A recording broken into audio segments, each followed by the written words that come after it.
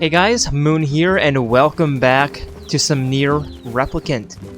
Last time we went into the desert to a town called Facade, where we ran into into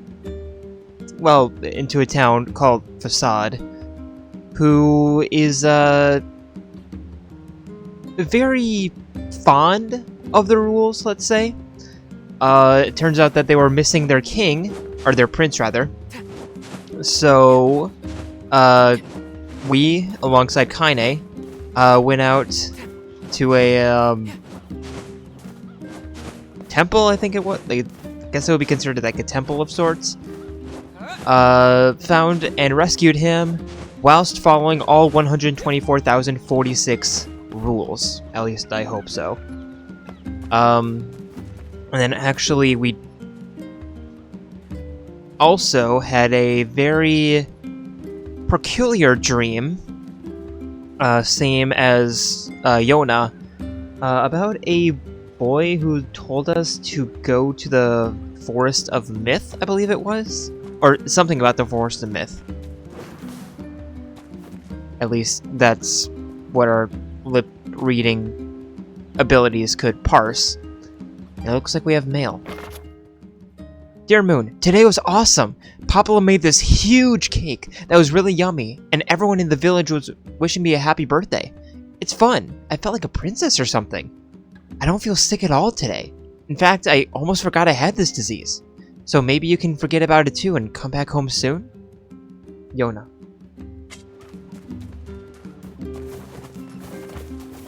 Yeah, no, she's definitely not surviving, I'm sorry. And yeah, I think we're gonna ask Popola about what exactly is going on.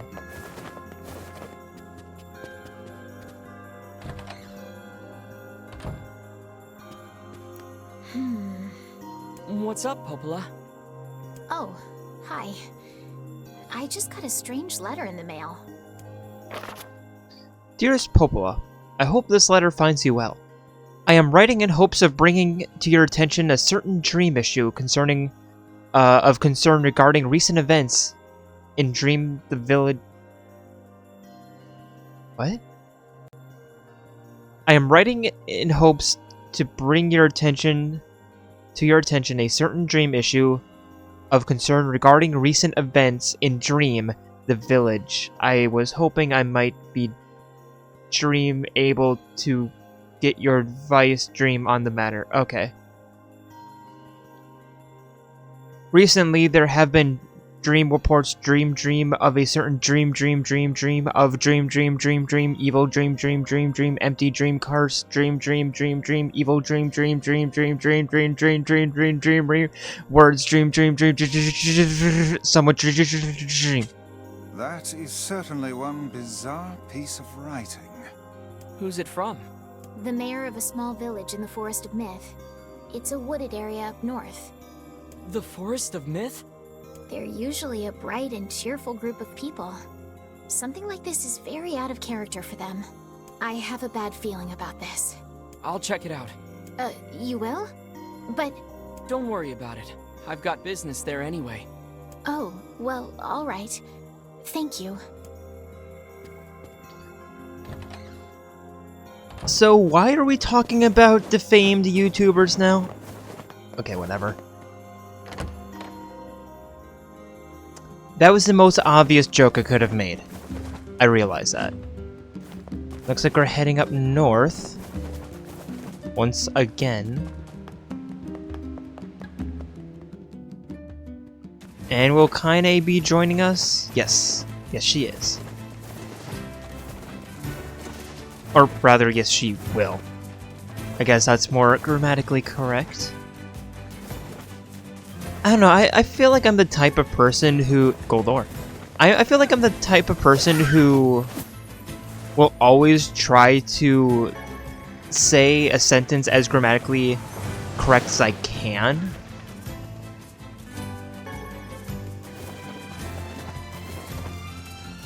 Even if I have to pause a little bit and figure out how exactly, or what exactly is the grammatically correct way of phrasing something.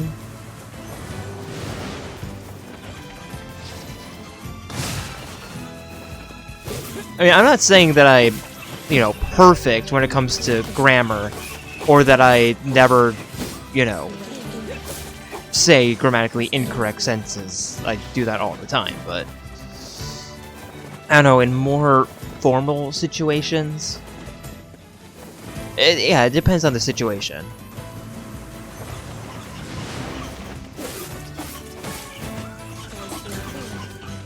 But depending on the context, I'll always, I feel like I try to be a little bit more, well, grammatically correct.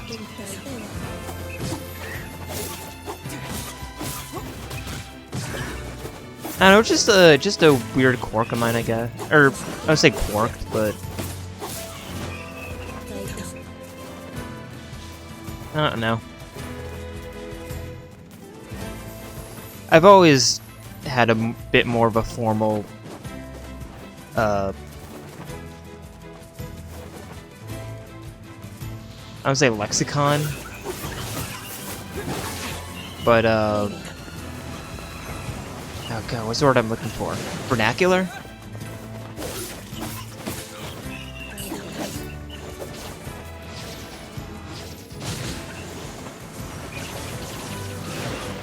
And not because I want to be pretentious or anything, no, quite the opposite.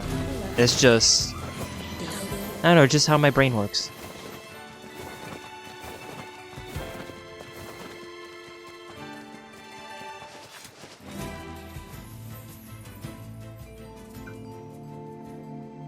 Here we go.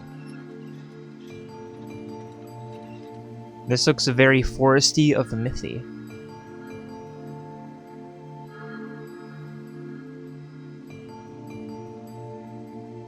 It sure is quiet here. Such silence bodes ill. There's trouble on the way. I'm certain of it. You know, a little optimism now and then wouldn't hurt, Vice. Such cheek.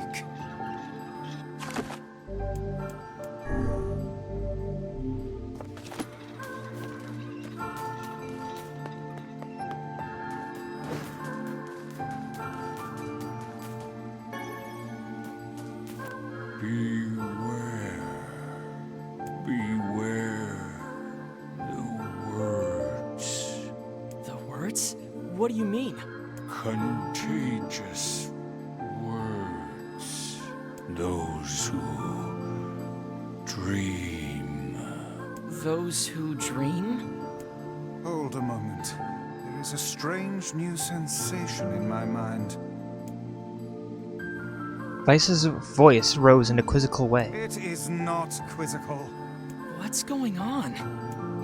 The villager's body shuddered as he slowly opened his eyes. Perhaps we should start by asking this man. Who are you? We heard something happened to this village, so we came to see if we could help. The mayor stared at Moon and Vice. If you can speak to me, I must have caught you in my dream. In your dream? The mayor explained. In the past weeks, a mysterious disease called the Death Dream had spread through the forest of myth. Those who caught it were cursed to fall asleep and live forever within the world of their dreams. The village mayor had determined the death dream was spread from person to person via spoken words, but before he could learn more, the disease took him as well. Vice stared at the mayor, his mouth twitching slightly. Now see here. He said, Are you saying that we have been absorbed into your dream? Well, yes. the mayor I said. think you have. In other words, we've caught the death dream? Before the mayor could confirm Moon's suspicions, Vice exploded with rage. Ridiculous. Preposterous. Completely unfathomable on every conceivable level. I don't even recall falling asleep. Can books even fall asleep? That's just how the death dream works. I'm not even gonna... Though polite, the mayor was clearly trying to brush aside the book's remarks. My remarks are not to be brushed aside, fool. The mayor twitched his mouth into an embarrassed grimace, then quickly changed the subject to who Moon had seen, and what they had discussed since coming to the village. Something there must have caused you to enter my dream. The mayor A said. certain conversation, a specific word, something. Moon and Vice racked their brains, but could find no easy solution. There were simply too many words to consider, too much random chatter, too many meaningless conversations. Grimoire Weiss does not engage in meaningless conversations. The mere suggestion that Vice had chose his words carelessly seemed to sting his pride. It does not seem to sting my pride, you bloated gasbag of a narrator. It has demolished it utterly. Irritated, Vice looked skyward, as if searching for answers in the heavens. I was doing no such thing. Just leave me alone already. The anger created by his harsh words bled over to Moon like a contagion. Wait, said Moon suddenly. Did somebody say contagion? Yes, I believe so. What of it?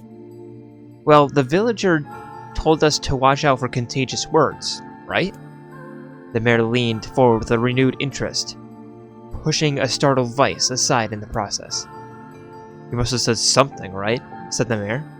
Some specific combination of words? What was it? It was about dreaming or something that dreams or... Oh, what the hell was it? A sheep! Oh, excuse me, that was me. It was about dreaming or something that dreams or... Oh, what the hell was it?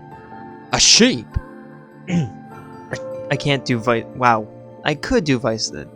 whatever. Cried Vice suddenly, blurting out the first thing that popped into his head. The others stared at him for a moment before slowly shaking their heads.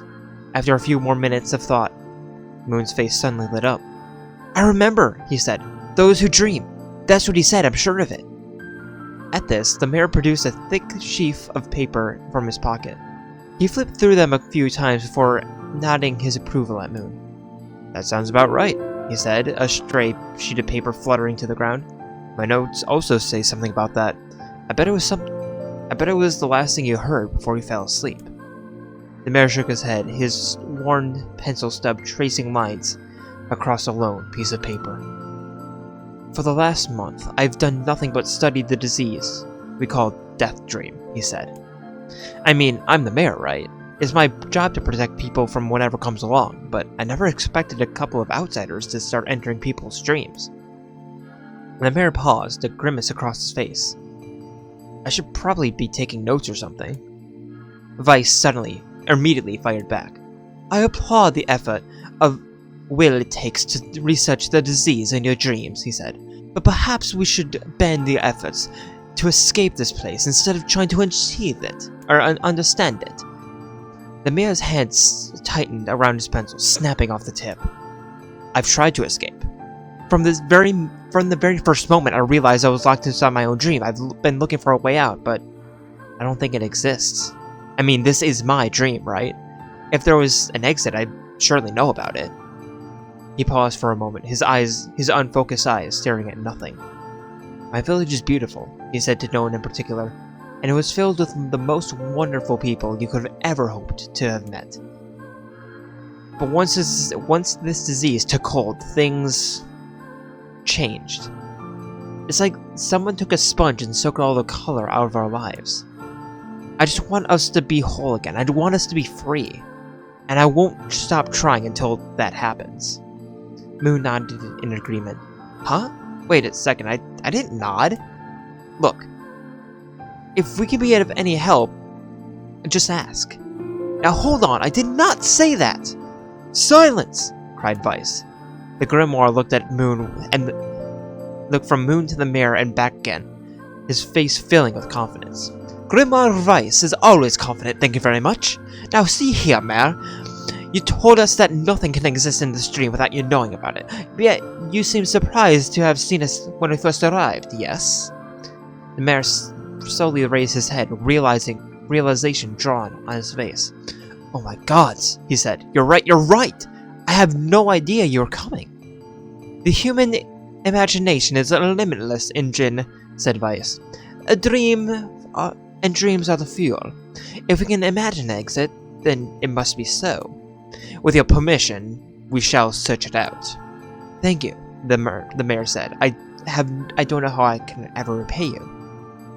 Payment is not a requirement. We are as eager as you to be done with this place.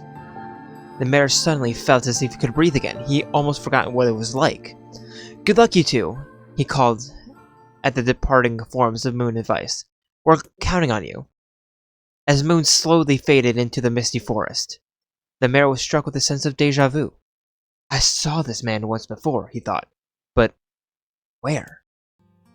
Moon's mood darkened as he trudged through the forest.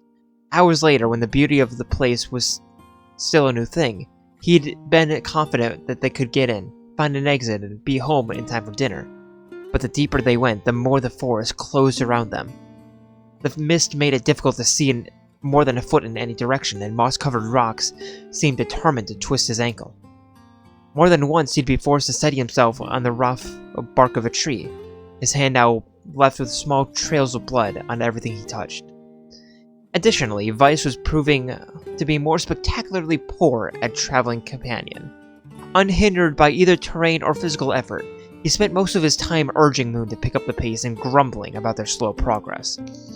Finally, Vice muttered something about legless turtles being more adept at navigating the environment. Moon snapped. Okay, Vice, cram it for a second, would you? You don't have to walk. Moon leaned against a tree and tried to stretch the knots from his back. How could this stupid force be so big? The moment the words tumbled out of his mouth, a cacophony of insects sprang to life. Every imaginable form of buzz, click, and hiss roared at a volume that rattled his teeth. Moon slapped his hands over his ears and screamed at the herd. Vice, what's going on? Moon could see Vice's mouth moving, but he might have as well been shouting in a tornado. The insects screamed, the forest howled. And then, just as Moon's ears suddenly seemed ready to tear from his head and go right into cover, the sound diminished. Hesitantly, he removed the hand from his left ear and listened to the creatures of the woods. Zree! Zree! I'm not doing that 4 times.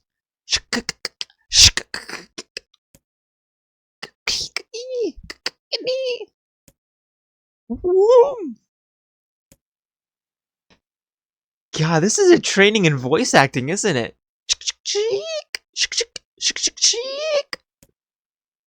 As the insect symphony dimmed another decibel, Moon began to detect a pattern in the sound. This isn't random. It's not just white noise. It's something else. The insects weren't calling out. They weren't asking a question. 1 with it is lacking. 2 with it is ideal. 3 with it is dangerous. What is it? By my pages, is this a riddle? I guess so. I mean, it feels kind of forced, but maybe it's the key to getting out of this place. I'll leave it to you to answer. 1 with it is lacking. 2 with it is ideal. 3 with it is dangerous. What is it?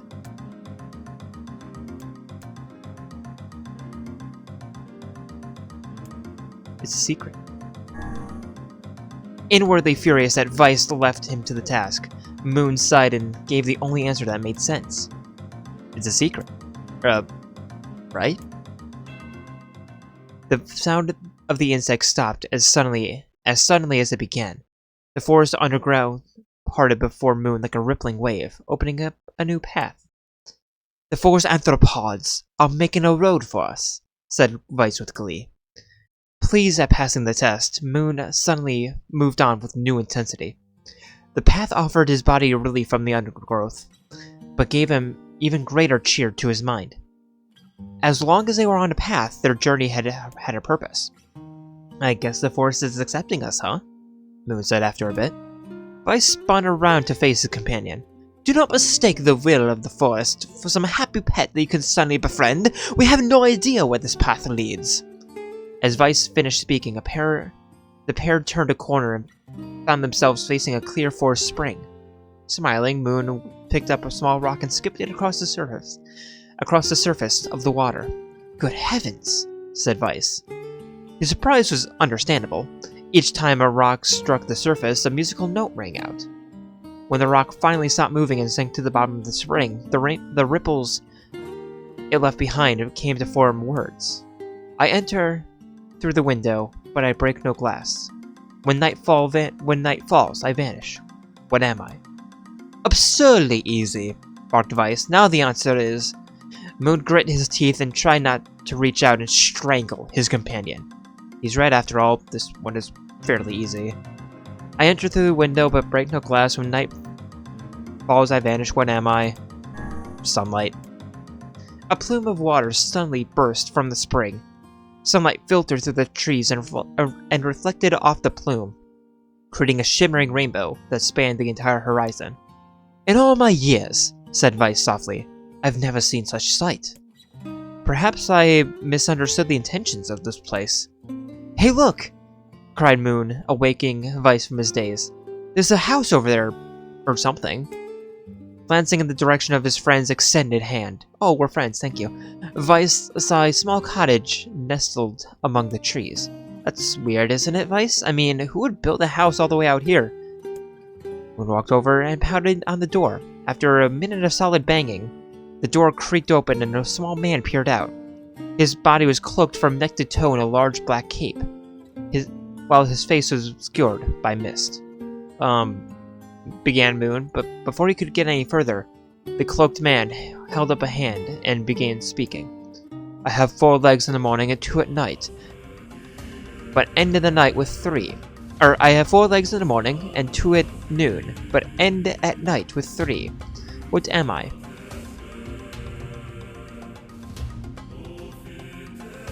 I have an answer for this that is completely... No, I'm not gonna say it.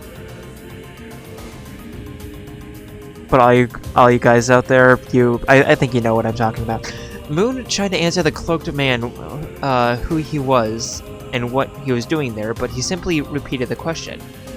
If we engage with this man in conversation, said Vice, then it seems we must answer his riddle.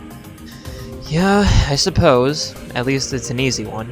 I have 4 legs in the morning and 2 at noon, but end the night with 3. What am I?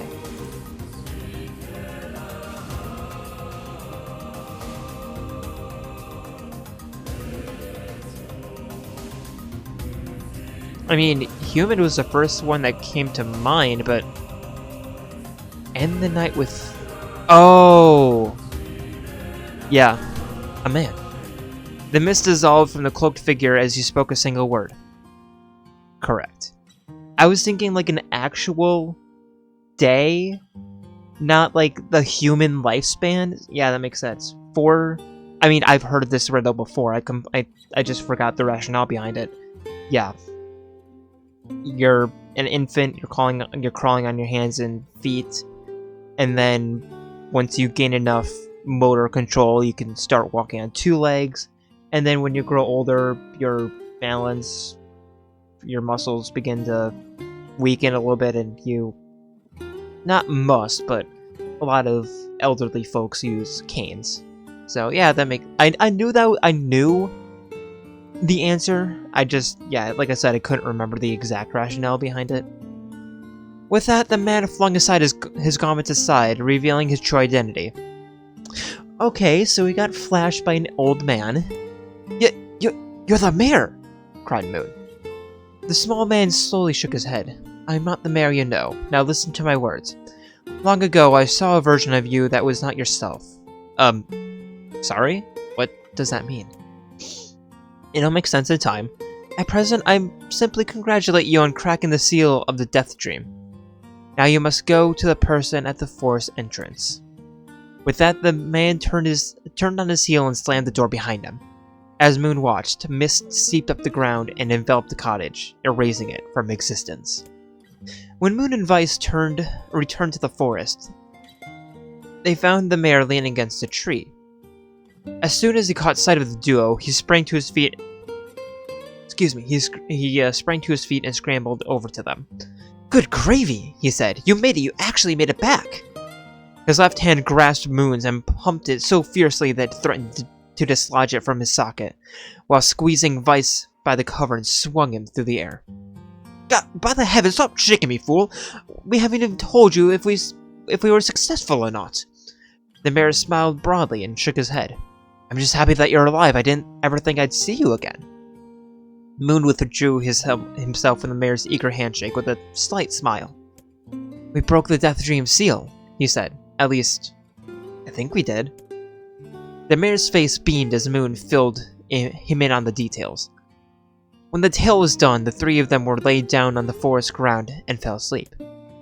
Moon cocked his head. Okay, hang on a second here. Why would you just lay down and go to sleep? Cease your endless prattle and go to sleep, fool. Fighting against the rules of this place is futility itself. The mayor and the Moon and the mayor obediently reclined atop the grassy earth. Have you forgotten? Continued Vice. It's the words that control the Death Dream, words that allow us to move from place to place. No matter how unnatural it seems, the words are absolute. Therefore, if the words tell us to fall asleep, then fall asleep we shall. And once we do, the story will continue. With that, the trio found their eyes growing heavy, their breathing slow, their breath slowing. This is the first time, began the mayor, that I've felt so tired since I was imprisoned here. His words were cut off by a long yawn, and remembered nothing more. They might have slept for an hour, or a year. When they awoke, things had a slightly more real quality to them. The mist felt thicker, the leaves felt greener. It was clear that they had awakened from their dream. Moon shook the mayor's shoulder gently. Good news, he said. I think we made it. Oh wow, the mayor said in an odd voice. We did. I'm back. He blinked once and then again, as if not quite believing the sight before him. He too had no idea how much this means. The Death Dream was spreading. Through our village, and I wanted to. Well, I thought I could figure out how to stop it, but I guess that just wasn't the case. I must have caught the disease and became trapped in my own dream. The mayor started to stand, then collapsed back down to the earth. He stared at his legs as if trying to remember how they worked, then glanced at Moon and shrugged. Without a word, the young man reached down and pulled the mayor to his feet. Real life may take some time getting used to, the mayor said with a wry smile crossing his lips. You shall relearn in short order, I'm sure, said Vice. For now, you must return to your house and rest. No, the mayor said, swaying on his feet unsteady. No, I can't. Some of the villagers are trapped in the Death Dream, and I have to save them.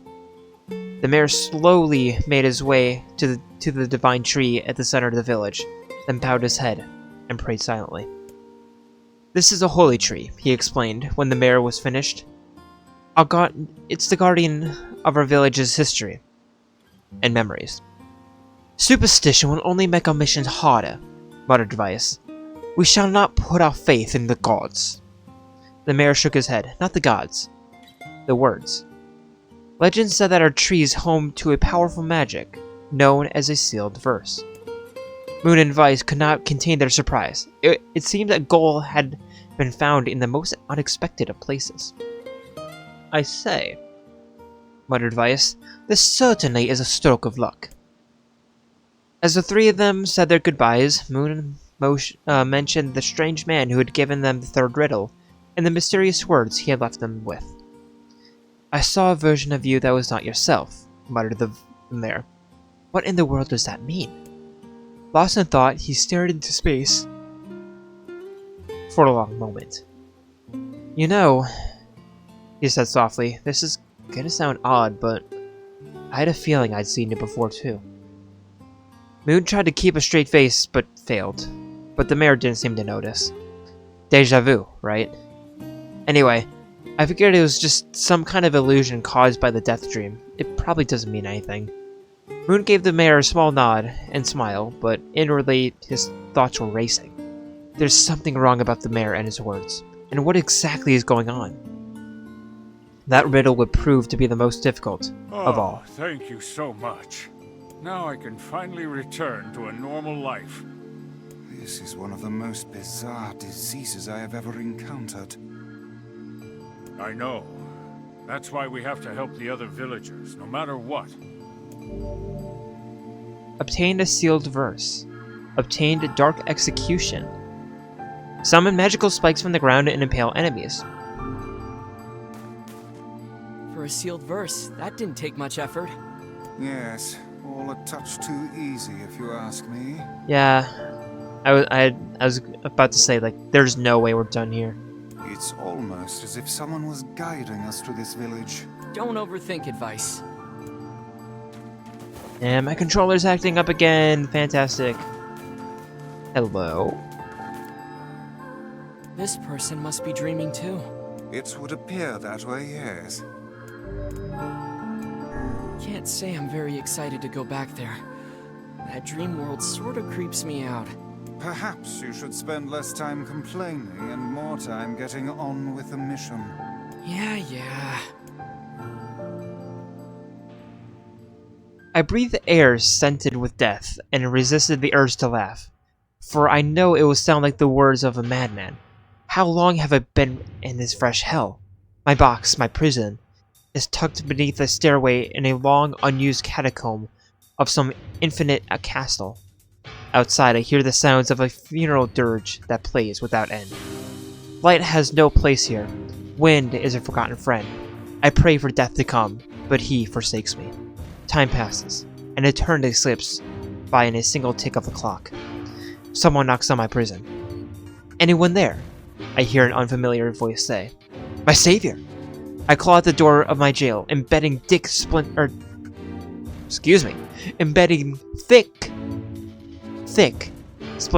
under my raging nails. I scream for help, I laugh, I sob. Surely this is a product of my addled mind. Surely it cannot be true. Help me! I cry. For the love of all the gods, help me! Impossibly, I hear the voice of a lock being torn off and falling to the floor. As the door slowly creaks open, I have just enough time to see a silver-haired boy and a floating book before the light pours inside. My eyes, accustomed to the darkness, explode with pain, and I'm forced to turn away. Who are you? I ask, shaking my hand, covering my face. How have you come to this place? I am Grimoire Weiss, and this is my idiot Moon. Long have we been searching for you. Now come, stand, we shall awaken from this nightmare together. The one known as Moon extended his hand and pulled me from the cell. Though my eyes are slow to adjust to freedom, my ears are keen as ever, and I recognize the staccato sound of heavy rain. I never thought I'd hear that again, I whisper. Would it not be for this terrible storm? Said Grimoire Weiss. Look at your feet. I force my eyes open and see the water pooling around my ankles and lapping at my shins. There's so much of it. Yes, and more comes with each moment of delay. If we do not make good on escape, we shall drown in this castle. We all know that you're weak, but your only hope to survive this place. Time, that long forgotten friend, made itself known again. I nodded my head and swore to save my rescuers, no matter the cost. The castle catacombs are a maze, twisting upon themselves like an endless entrails of a giant. I squint down the dim corridors and proceed north.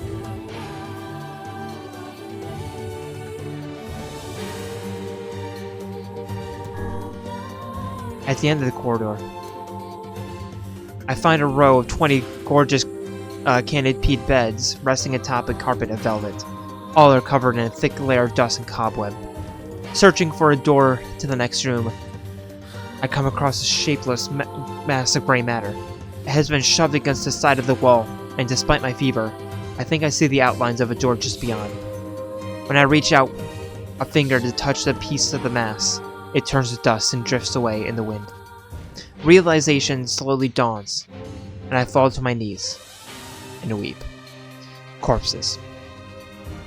I face a mountain of charred and crumbling corpses. I look from it to the beds and back again, until the horror dawns fully upon me. Someone has piled his bodies into a tower and set them ablaze. Whether or not they're alive or dead, I did not know. Insanity will not permit me to consider the proposition any further. I make a sound, whether scream or laughter, I cannot be certain.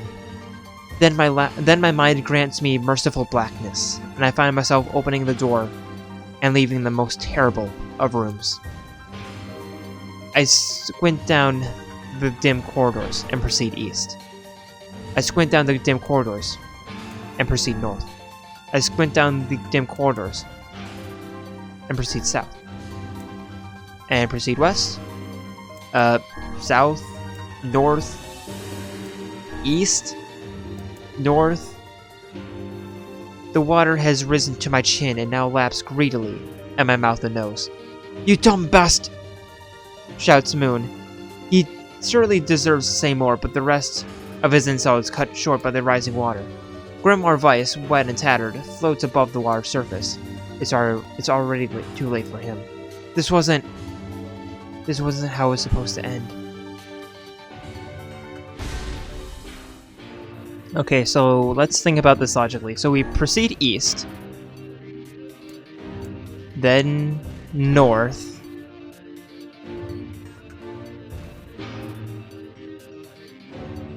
let's proceed, I think it was it east? Because south would take us back from whence we came, from where we came. Was it east? At the end of the path, I find myself in the great hall with only the sounds of rain to comfort. The waterlogged red carpet squishes beneath my feet as I approach the center of the room. Once there, I behold a beautiful dining table upon which rests china and silver of the finest construction, as well as the remains of a fantastic feast. As my eyes continue to adjust, I see many chairs surrounding the table, each holding a dinner guest. Noticing their movement, I approach the chair at the table's head, but the truth of the matter dawns on me, and I recoil in horror.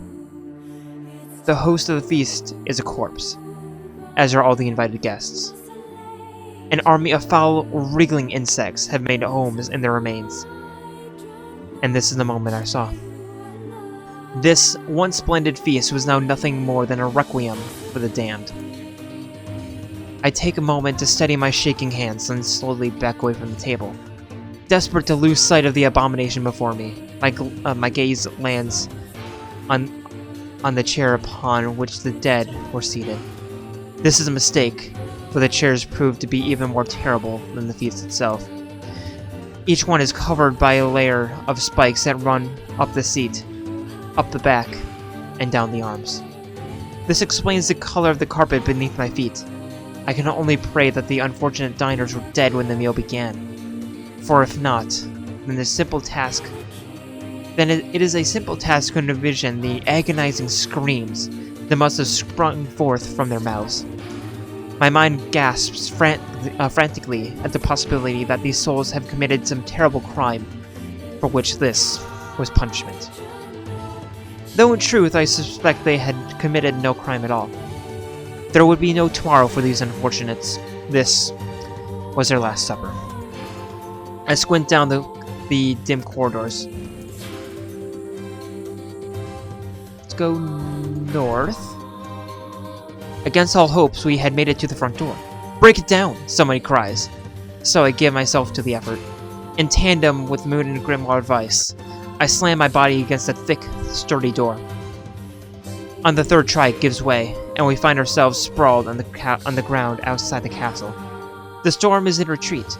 The clouds above are still dark and foreboding, but to the west I can see a thin shimmer of sunlight trying to break through. "How can I thank you?" I cry as tears join the rain on my cheeks. Surely I would have died in there. Looking down, I suddenly notice that my dress is in tatters, and sheepishly try to cover my exposed skin. Your dress?" Vice said. "Then you're a woman, madam?" "I am." I prompted to a smile.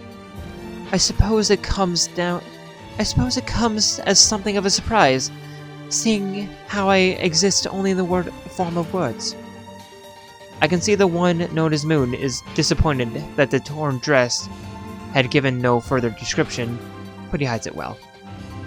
With a nod and shrug, the three of us set forth to our awakening. But behind us, an awakening of another kind is taking place. Black smoke fills an abandoned castle, providing the countless damned souls inside their final shroud. After a moment, the castle's windows shatter with a mighty roar. A fresh breeze blows through the hallway and corridors, clearing the smoke away for good. As we watch in awe, uncountable black shadows slowly flicker to life, crossing to and fro in front of the broken windows. The castle's dead have awakened to their new lives as shades. You have anything to say about that? Hopefully there will be no labyrinth next time. That was slightly annoying, but I mean, if you just think about it logically, the only issue is like going west versus east, but I hear that. it's like, yeah, sure, going east or going west after you went east will basically force you to travel back even though you had gone north already, but not necessarily. Depends on how long the corridor is and if there's any rooms, and yeah. Got some more weed!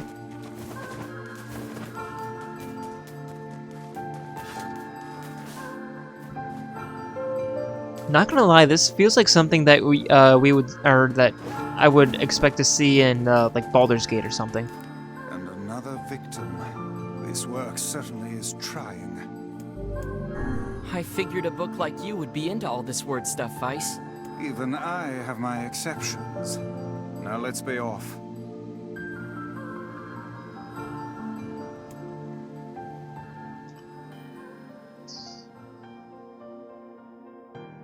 A colony of massive sculptures was visible in the distance, their tall forms scraping against the sky. Vice and Moon had never seen such a sight, and their eyes widened as they tried to take it in. Those buildings must be huge if we can see them from this far away. What do you think, Vice? As Vice considers his answer, the sun beat down on them with a renewed ferocity. Perhaps they are some manner of mirage. Under this heat, a mirage or two would hardly be an unexpected sight. Under this heat, a mirage or two would hardly be an unexpected sight. Moon nodded and wiped the sweat off his brow, leaving a trail of sand in his place. He thought he'd never been so thirsty. The ancient road on which they walked was black and cracking with age. Here and there, thin wisps of grass pushed up to the rocky surface, as if defying those who had laid this material down over their homes. The heat reflecting off from the road made Moon lightheaded. His feet hurting, he crouched down to rest. I don't know how much longer I can do this. Is someone playing a joke on us or something? The complaining had already begun. Vice tried not to let his eyes roll too much. A joke, he said. No joke. This road leads to the city of art. Perhaps the path of itself simply leads to a manner of grand artistic work. You don't sound very sure of yourself there. Perhaps not, but thinking of it in this way might be easier for you to bear. Moon glanced at Vice's grinning face, shook his head, and resumed walking. As time passed, Moon's feet grew more painful, and his throat drier than he thought possible.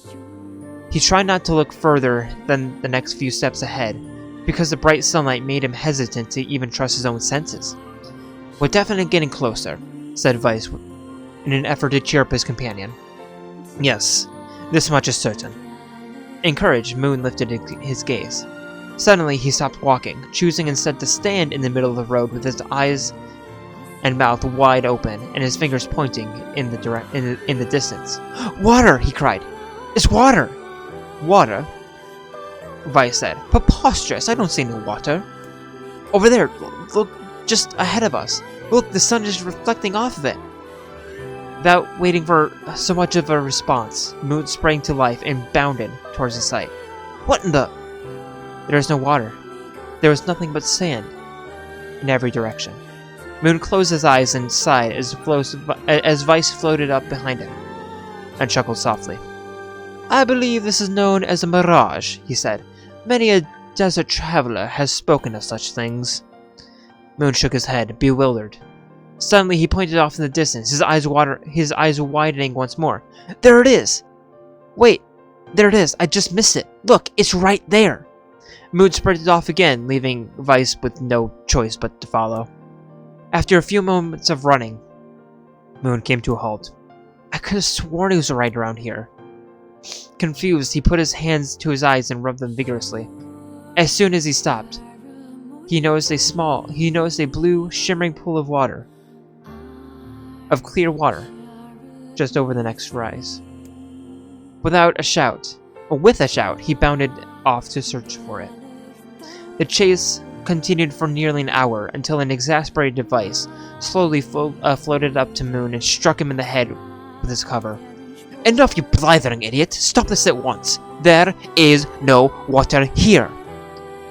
Moon's face clouded. There isn't? There is not, and perhaps next time you will listen to me when I told you as such. Vice paused for a moment, then continued to speak in a slightly kinder tone. However, I suppose the mad chase is not altogether wasted. It appears we have arrived at the City of Art. Moon looked up. Stretching out before him was a row of impossibly tall sculptures. Their journey was at an end. They're huge! Cried Moon, completely forgetting the heat and pain of the past few hours. I haven't seen anything this big. Each sculpture was formed from roughly the same shape. A tall rectangle that stretched upwards towards the sky. But that's where the similarities ended. Most were covered in panes of glass that reflected light in 1,000 directions, while others seemed to be nothing but forms of steel. Some had tall spires on their tops, while others possessed triangular caps. What kind of city is this? Said Moon. Where are the people? The houses? Perhaps this land is intended exclusively for artistic use. The debate continued as they made their way through the city. Miracles of artistry were everywhere. Great iron crates with wheels sat silent on steel rails. Beautifully carved works of red, amber, and green dangled over every street. As they moved away from the massive sculptures, they found a great array of smaller ones. Some were covered in glass or brick, but many were composed of a material that they had never seen or encountered. A sheer variety of colors and styling were staggering. Unable to find a theme or purpose for the abstract works around them, Moon and Vice eventually fell silent. On the outskirts of the city, they discovered 3 sculptures in the shapes of humans. Moon uttered a sigh of relief as he approached them. Finally! I was getting tired of modern art. The 3 statues were indistinguishable except for a single word chiseled into each of their right arms. One said Alpha, one said Beta, and the final one read Gamma. As Moon moved to touch the nearest statue, a bird flew from the top of one of the sculptures. Alighting on the statue's shoulders, it emitted a brief, beautiful song that took the form of words. Only one form is real, the others are false. One form will always speak the truth. One only speaks lies. With that, the bird departed. As if on cue, the 3 statues shuddered to life, acquiring color and form as they began to breathe. Hey, look at that, Moon said. They're alive! The triplets bowed low before Moon. Please, said Alpha. You have to get me out of this nightmare. I'm real. Stop lying, said Beta. He turned to Moon and threw his hands in the air. Alpha's a fake. Alpha's a fake, I'm the real one. What a load of crap, said Gamma. Beta's the fake. Everyone knows that I'm the only real one around here, and Beta's just, well, just a beta. Their respective pleas given, the three statues remained at their frozen state as silence once more enveloped the city. When you consider all the statements, only one could be the real thing, said Vice. Moon furrowed his eyebrows and considered his answer. Only one form is real, the others are false. The real form always speaks truth, the false ones only lies.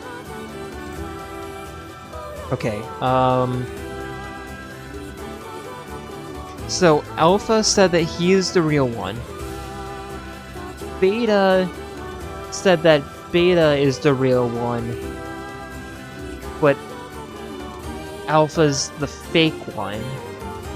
And Gamma said that Gamma's the real one, but is the fake. But Beta's the fake one, I think?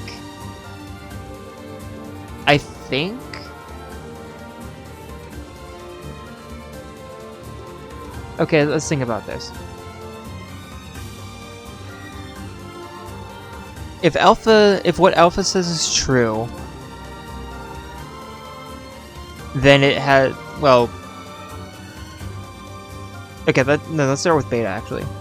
So Beta says that Alpha is false.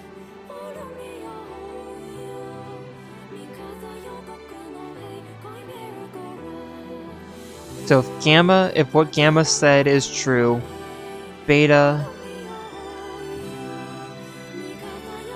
Can I go through them again?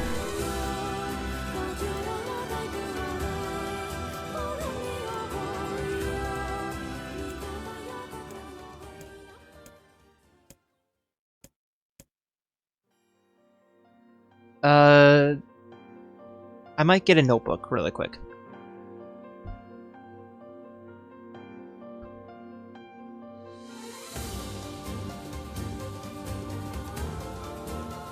Okay, I have my notebook.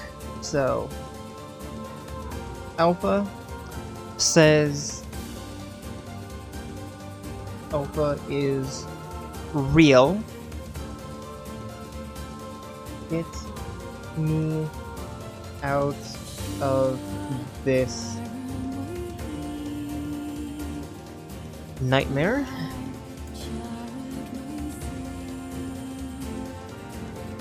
Beta, stop lying. Alpha is fake.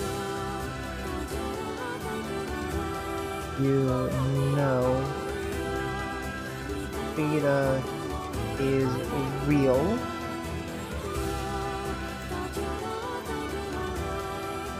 Gamma, load of crap.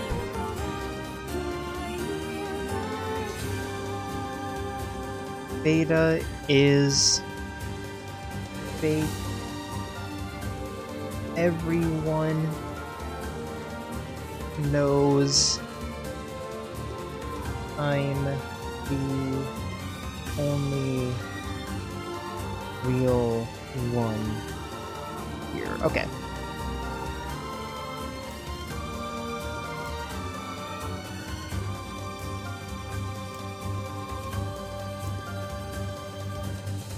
Okay. Get me out of this nightmare. Alpha's real, get me out of this nightmare. There's not really anything that's of substance there. Beta said stop lying, Alpha's fake, I am real. Gamma said everyone knows I'm the real one here. Okay. Okay, so if Gamma says that Beta is lying, then Beta... Okay. So, if Gamma is telling the truth, then Beta is lying. But if Beta is lying, Alpha is real, which means that there's only two real ones. Which means that there's two real ones, right? So if I hope my logic is tracking. So Beta says that Alpha's lying, that Alpha's the fake. Gamma's saying that Beta is lying, which means that everything that Beta says is a lie, which would mean that Alpha is the true one, is the real one, except that Gamma would also then be the real one, but there can't be two real ones. So if Gamma is the lying, or Gamma is telling the truth,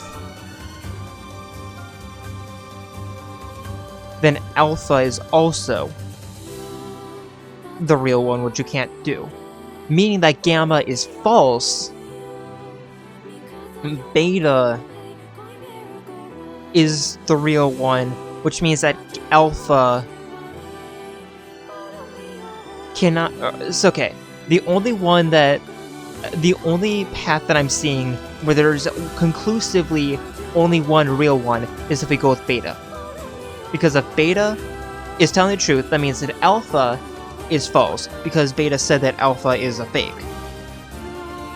Gamma, on the other hand, said that Beta is lying, which we already went over my logic. If Gamma is telling the truth, then there's two true ones, Alpha and Gamma, assuming that the bird is telling the truth. But if Gamma is lying, then that has no effect on what Beta said. If Gamma's lying, then that only means that Gamma is lying. Beta would then still be telling the truth, meaning that Alpha is the lying one. If we go with Alpha, it says nothing about the other two. If Alpha is telling the truth, then Beta would be lying, and Gamma would be lying as well. So if Gamma is lying, Beta is true, but if Beta is also lying, Beta would be false, and that's a contradiction. So I'm going with Beta. The real one is Beta.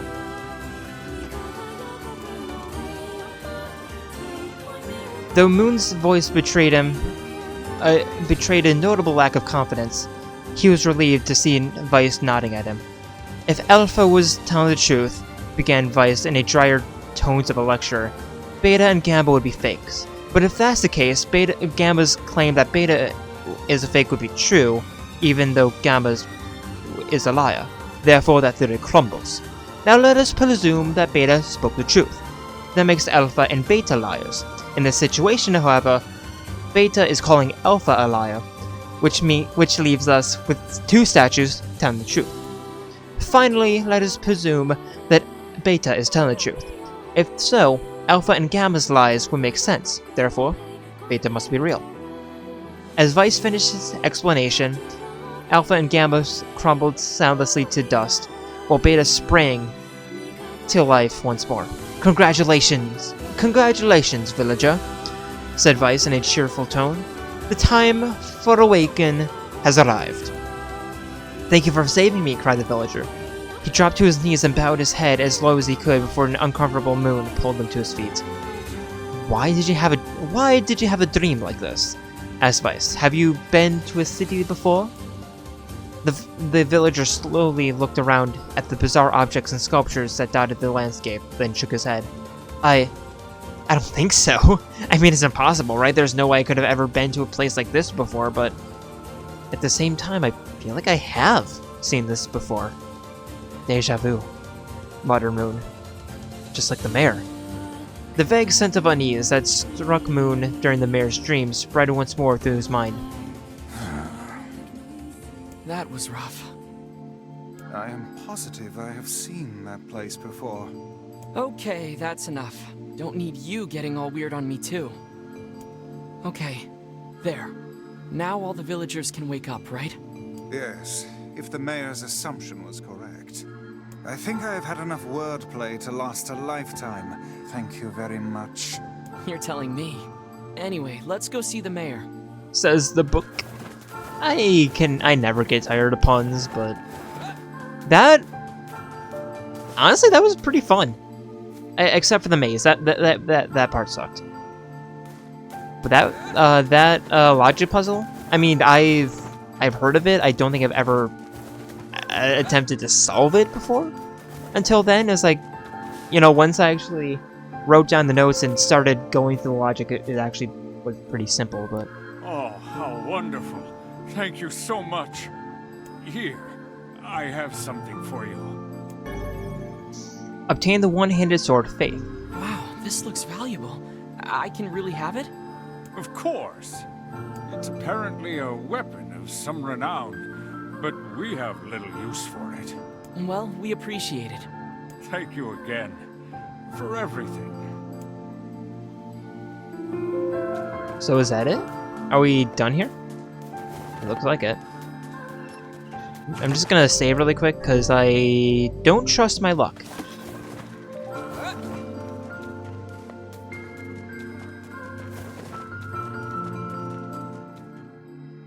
So how was the village?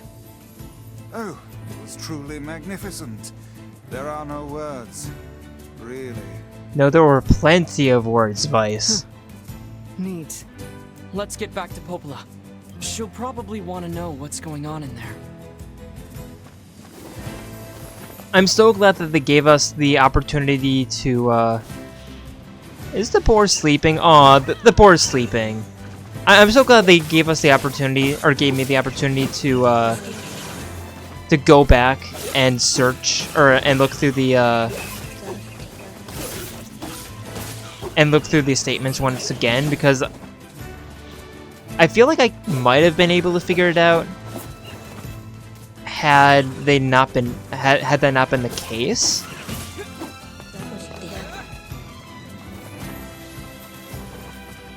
But I just wanted to go back through the through what the word said, and just to make sure that I didn't miss anything, because, well, the thing about a puzzle is that you can't really solve it 100% if you don't have all the pieces. If that makes sense. At least not without making a few assumptions, especially in a logic puzzle like that. That's one thing I really... Okay. That's one thing I really don't like about, like, certain logic puzzles. Is that there are a few that force you to make certain assumptions that, granted, are logical,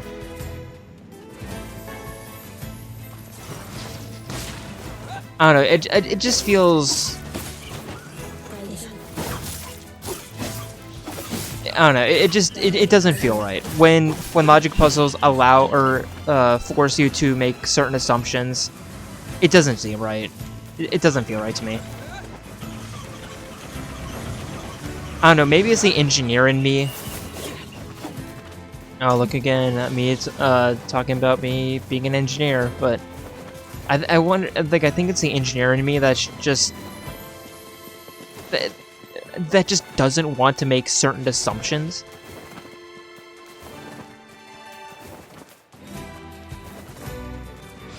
Like, yeah, sure, there are reasons for certain, yeah, there are reasons to make assumptions, yes. But I don't know, I never feel comfortable making assumptions in situations like that, because there are always times, there are always situations where the assumption sounds correct, but it's not. So that's so in situations like that, I always try to answer, or I always try to ask. I wonder if that's what my mom was. I wish I could meet Kaine the kind Lady Moon is talking to me about. I bet she's really nice and always says nice things. I wonder if that's what my mom was like. But yeah, whenever... It's not often... Okay, let's be honest. It's not often that you're asked a logic puzzle or whatever, but whenever a situation like that does occur, I always try to answer, or I always try to ask, like, clarifying questions. Because the last thing I want is, the last thing I want is to be led astray by false assumptions, even though they might appear true. The death dream certainly is a strange illness. Yeah, it was something all right. Even I, with my natural love for words, have no desire to visit that place ever again. You guys did well. You've been making a lot of long trips lately. Are you sure you're not pushing yourself too hard? I'm okay. I can't just sit around all day while Yona's sick, after all. If you say so. So, anything I can do for you? Well, I suppose there is one thing I could use a hand with. Have you heard about our plans to repair the canal? The work probably won't happen for a while, but once it's done, we can use the canal for trade and travel and all kinds of useful things. Unfortunately, however, we're a bit behind schedule at the moment. If you're willing to help out, I'd really appreciate it. No problem. What do you need? Great.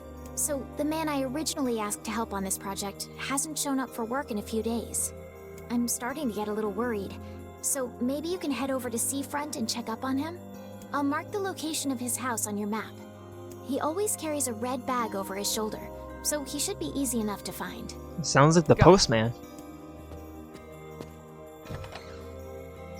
Also, I hope we don't get in trouble for stealing that gem, or that, pearl. Yeah, I know that was a couple of episodes ago, but... Is it? Fascinating. If we had a ferry, we could put these days of endlessly running about behind us. Don't you just float everywhere anyway? Do you think I am borne aloft by the winds, lad? It takes stamina to maintain this height. Oh, really? You could at least try to hide the utter dismay, you know. Now we can... Make sure you stock up. Just gonna sell my...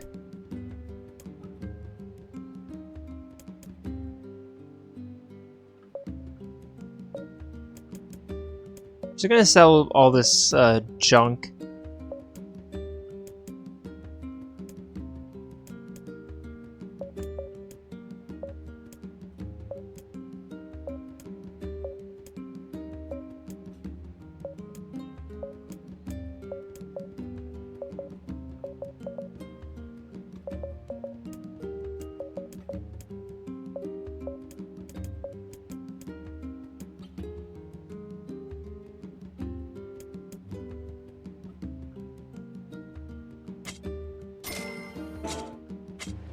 Come back anytime.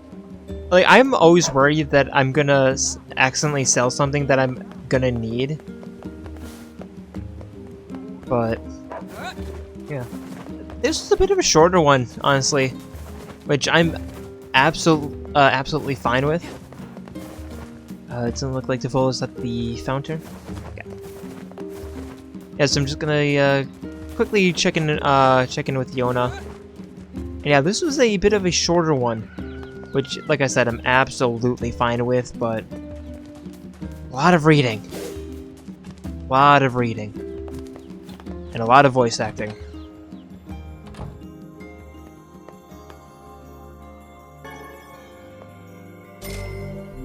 Got more money.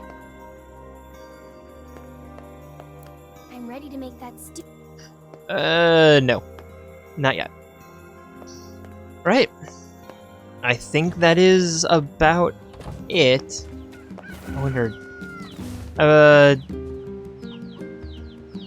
I'm assuming we use this patch to... grow crops? I'm assuming?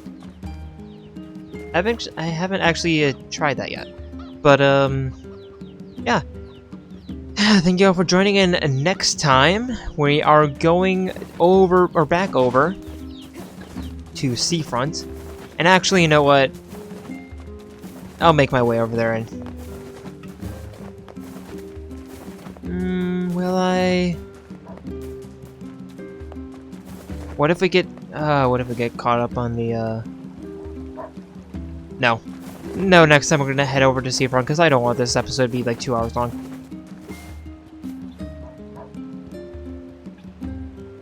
Yeah. So next time, we're heading over to Seafront. And, trying to, find the Mr. Postman.